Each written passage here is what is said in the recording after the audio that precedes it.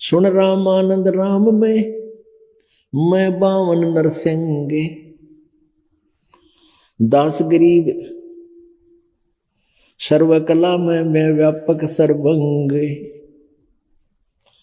हम मौला सब मुल्क में मुल्क हमारे माही, दास गरीब दयाल हम सब दूसर नाही, हमसे दूसर कछु नाही।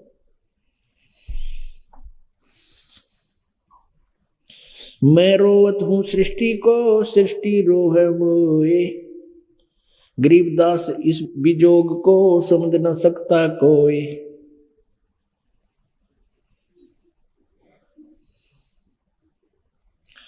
चारों युग में हम फिरे, मैं आऊं मैं जाऊं, गरीबदास गुरु भेद से लखो हमारी ठाऊं। गोता लाऊं स्वर्ग में फिर बैठूं पाताले, गरीबदास ढूंढता फिरूं अपने हीरे माणिक लाल। अब रामानंद ने सोचा भाई ये बात इसी बड़ी बड़ी कॉन्फिडेंसली कह रहा है लेकिन मैं गड़बड़ है इसमें। फिर उसने कहा कि थोड़ी देर में बात करूंगा, इसको बैठाओ बाहर। वो मानसिक पूजा किया करता था। मानसिक पूजा क्या करता था, विष्णु जी की मूर्ति बनाता कल्पना से, उसके पुराने कपड़े जैसे उतारता, नए पर आता। कर्मकांड होता है कि ये सालग्राम की पूजा करने वाले ऐसा ही करते हैं। लेकिन वो उसमें मूर्ति कोई उसके पास नहीं होती थी, वो कल्पना से ऐसा अभ्यास कर रखा था, मन में ही वो विचार किया करता, जैसे सपने में कराया करें। तो उसने ऐसे सारे कपड़े उतारे, फिर भगवान की मूर्ति को स्नान कराया स्वप्न में, यानी कल्पना से। फिर सभी धोती बांध दी, कुर्ता पहना दिया, तिलक लगा दिया वैष्णो साधु वाला, ऊपर मुकुट रख दिया। उस दिन कंठी ना डालन पाया माला। एक मणिये की माला होती है, एक कंठी जो तुलसी के एक ही मणिया होता है, उसकी माला को कंठी बोलते हैं, माला भी कहते हैं उसको। और वो भी डालनी जरूरी होती है क्योंकि वैष्णो साधु की पहचान होती है भगत की, और विष्णु जी के वो होना जरूरी। अब इस कर्मकांड के अंदर एक नियम है कि जिस दिन मुकुट रख दिया उस दिन मुकुट नहीं उतार सकते, और कंठी ना डाली तो अधूरी पूजा, और मुकुट उतार दे तो पूजा खंडित। अब उसने सोचा कि माला रहेगी, कंठी डालना भूल गया उस दिन, माला डालनी भूल गया। तो सोचा रामानंद जी ने मुकुट उतार नहीं सकता, मुकुट के ऊपर से माला डालने की चेष्टा की जैसे स्वप्न में होया करे। अब वो माला मुकुट में फंस गई, आगे नहीं आ पाई। रामानंद जी बहुत चिंतित हुए, माला वो हाथ में लिए खड़े हैं और कहते हैं भगवान आज मेरा कौन सा दुर्दिन आ गया, आज जीवन में पहली बार मेरी पूजा खंडित हुई है, मैं कितना पापी हूं। रामानंद जी को दुखी देखकर परमात्मा अंतर्यामी है, आगे पर्दा लगा है, कोई मूर्ति नहीं, कल्पना स्वप्न की तरह। बाहर से परमात्मा 5 वर्ष के बालक ने आवाज लगाई कि स्वामी जी इस माला की गांठ खोल ले, इस कंठी की गुंडी खोल कर और फिर गले में बांध दे उल्टिए, मुकुट उतारना नहीं पड़ेगा, तेरी पूजा खंडित आपकी नहीं होगी। अब कहते हैं गांव का ज्ञान का तो एक चमका ऐसा लग गया करे। इतने में समझ गया भाई यो आदमी को ना, यो बालक को नहीं, ये तो कोई फरिश्ता देव आ रहा है। वो कित के मुकुट डाला था, कित के वो कंठी पर आवा था, वो फेंक दिया आडा जो पर्दा ला रखा था झोपड़ी का एक तरफ फेंक के। पुण्यात्मा इसको ब्राह्मण कहते हैं। ब्राह्मण सो जो ब्रह्म पहचाने, जो भगवान को पहचान ले वो ब्राह्मण है। जो समाज को नहीं देखे कहते लोक लाज मर्यादा जगत की तरण जो तोड़ पगावे। रामानंद जी ने पूरे हजारों की संख्या में ब्राह्मण बैठे थे, श्रोता दृष्टा, यूं ना देखे ब्राह्मण के कहेंगे और ब्राह्मण होकर शूद्र को सीने से लगा रहा है।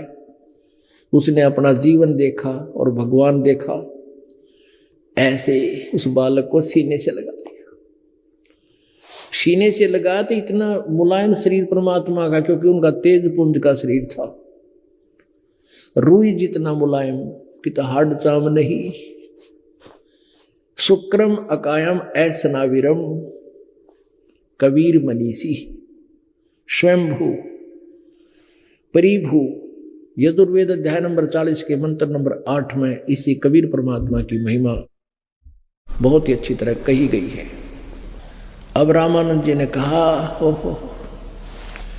कि मन की पूजा तुम लखिए मुकुटमाल परवेश। रामानंद जी कह रहे हैं गरीबदास गति कौन लखे, तेरा कौन वर्ण कौन भेष। अब रामानंद जी कहने लगे आपने मेरी मन की बात बता दी, आप तो परमात्मा हो, और आपको परमात्मा कैसे पहचाने, कैसे आपको समझाइए पोली जनता। किस वेशभूषा में खड़े, धोती बांध के 5 साल का बालक चूल्हे के घर तेरा जन्म, तेरी परवरिश, यानी किस वर्ण में, शूद्र वर्ण में, और ऊपर से ये ऐसी वेशभूषा बालक से नजर आ रहे तुम, तो आपको कैसे पहचान सकेगी दुनिया, कैसे पहचाने आप प्रभु हो। लेकिन अब मेरी समझ में आ गया। तब काफी लंबी कहानी है, थोड़ा सा एंड करते हैं इसका। फिर रामानंद जी और परमात्मा कबीर जी की फिर ज्ञान चर्चा शुरू होती है। परमेश्वर ने कहा कि स्वामी जी यह अग्रम मग्रम छोड़ दो, अब सत भक्ति कर ले। परमात्मा ने पूछा स्वामी जी आप क्या साधना करते हो? कहते मैं ओम नाम का जाप करता हूँ और विष्णु जी की पूजा करता हूँ, विष्णु जी मेरे इष्ट हैं। आपका टारगेट क्या है? कबीर जी ने पूछा परमेश्वर ने। मेरा उद्देश्य है मैं विष्णु लोक में जाऊंगा, विष्णु जी के वहाँ दोनों, विष्णु जी के लोक में दूधों की नदी बहती है, सफ़ेद सफ़ेद वृक्ष हैं, फूल हैं, सफ़ेद धरती है, और बहुत ही अच्छा सुख में प्लेस है, वहाँ आनंद से रहूँगा। परमेश्वर ने पूछा कि कितने दिन रहोगे वहाँ पर, उस सुख में आप कितने दिन रहोगे विष्णु जी के लोक में। इतना पता था स्वामी जी को, रामानंद जी को, कि अपने जब तक पुण्य मेरे रहेंगे तब तक मैं वहाँ रहूँगा।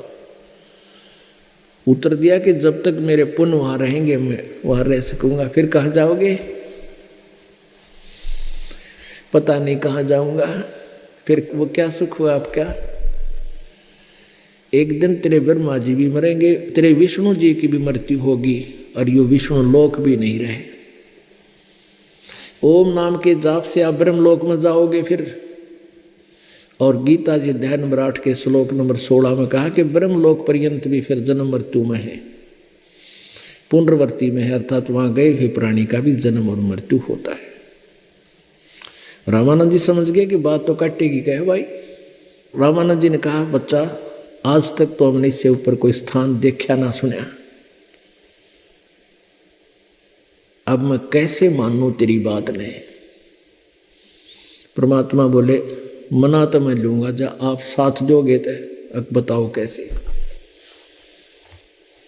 बताने लगे, सृष्टि रचना सुनाई। कहने लगे बेटा मैं क्यों कर मानो, देखे बिना मेरा पेटा भरा को ना। जब तक मैं आंखों नहीं देखूंगा तेरी बात तो विश्वास आवे नहीं, क्योंकि मैंने झूठे बहुत सुन रखी है, सब ने पता नहीं क्या क्या बता रखा है। रामानंद जी कहने लगे मैं बताऊं, मैं समाधिस्थ होता हूँ, मेडिटेशन करता हूँ और अंदर पहुँच जाता हूँ, बहुत दूर तक मैं मेरी समाधि जाती है। परमात्मा बोले समाधि लाओ। अभ्यास था, उसी समय समाधिस्थ हो गए और परमात्मा ने करना था काम, उसको साथ लेकर गए। ऊपर जाकर 3 रास्ते हो जाते हैं। अब वहाँ त्रिवेणी, वो 3 रास्ते हैं, वहाँ खड़ा हो गया। परमात्मा बोले ईब कहाँ जाओगे स्वामी जी? अब पता नहीं कहाँ जाऊं।